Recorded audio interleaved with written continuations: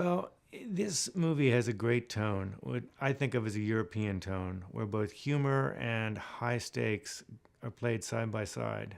And it's a movie that's um, dramatic, tragic, but also very funny. And I think the idea was there aren't very many American movies that can pull that off.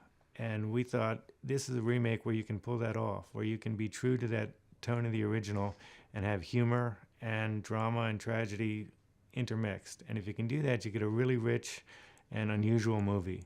So that was really one of the driving forces from the start, is to embrace the tone of the first one, not to say, well, let's leave that tone behind because we're making an American movie, but try and incorporate it into ours and yet Americanize it in ways that would, so this story would still ring true when we set it here in Colorado instead of in Norway.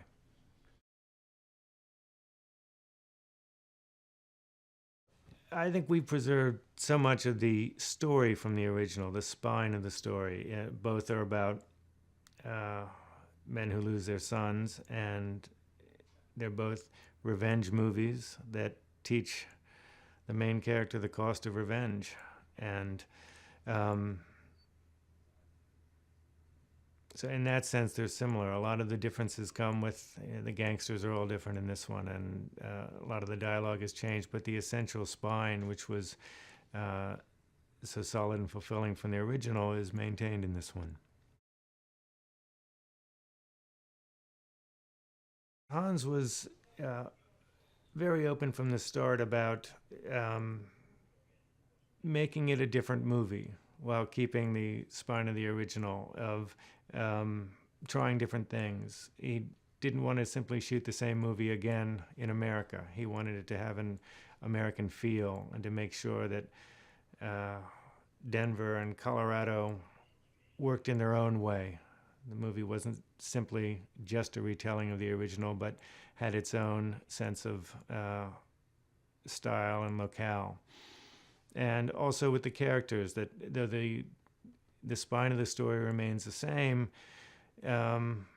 we can have fun with gangsters in different ways than they did with the original, and we can uh, play around a little bit with the core relationships between Nels and his wife and Nels and his son. It didn't have to be letter to letter true to the original. So it was about preserving the spirit and spine of the original, but doing it in a fresh way, in a way that would make it feel like a different movie.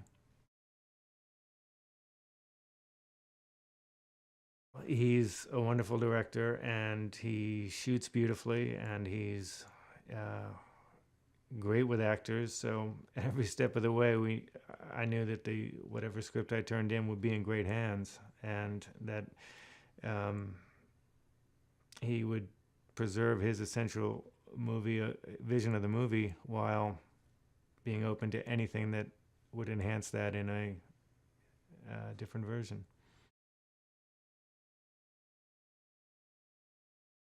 Liam is perfect for Nels. He has uh, the the quality of Nels is a solitary guy, and Liam is really able to embody that. He's a guy who spends most of his time alone in the mountains, and that's okay with him. He likes it. He's a guy that's not going to mess with anybody unless somebody messes with him. And he's a guy who's more or less satisfied with his life until he loses his son. And then, as we mentioned, he's able to take the road not taken and embrace the harder side of his personality that he'd spent a whole life locked away from. And he's a man who sets out to avenge his son and learns the cost of it.